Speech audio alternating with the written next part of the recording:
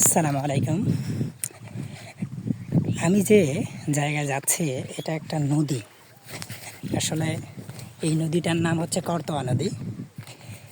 এই নদীটা আগে পুরোটাই পানি ছিল আর কি, কিন্তু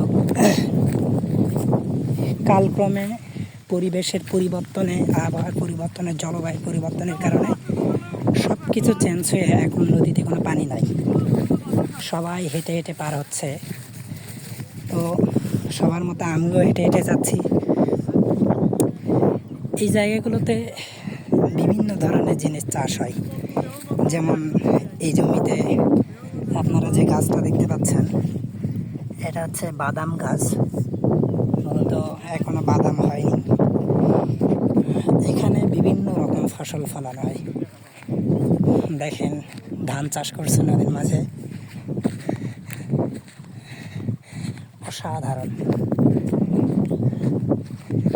আমরা যখন ছোট ছিলাম তখন এগুলোতে ফুটবল ক্রিকেট খেলতাম, কিন্তু এখন আসলে নদীর মাঝখানে ধান হয়েছে অলরেডি। তো নদীর পানি এখন আমার ভাস্তাকে কোলে নিতে হবে, সে এখন নানি বাড়ি যাবে। হ্যাঁ, তুমি আমার ধারে চড়ো। এত বড় ভাস্তা আমার কোলে চড়েছে।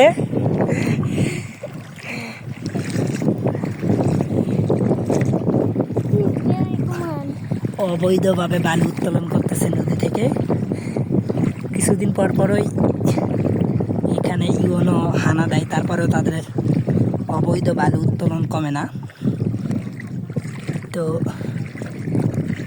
এই নদীতে বিভিন্ন ধরনের মাছ পাওয়া যেত আগে, কিন্তু এখন কোনো মাছের পোনাও পাওয়া যায় না, বিকজ পানি যাওয়া আসা করে না, পানি বন্ধ।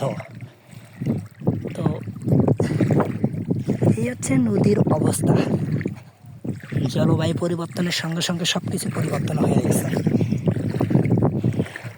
আমার মনে হয় আজ থেকে 5 বছর পরে নদীতে এই সময় কোনো পানি থাকবে না। আমরা পার হয়েছি না? বাহ, এইটুকুই পানি। তো ডিয়ার ভিউয়ার্স, আমরা অবশেষে নদী পার হলাম। নদীর নাম হচ্ছে করতোয়া নদী। আমাদের বাসা ওই পাশে। সরাব, আমরা কোথায় যাচ্ছি? আসি নানি বাড়িতে। নানি বাড়ি তো লড়াই ডগ। ওখানে কিছু পাইছো নাকি? তোমার কুত্তা? হ্যাঁ, লাগছে তাদের যুদ্ধ।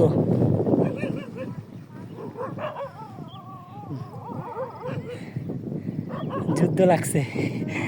আচ্ছা,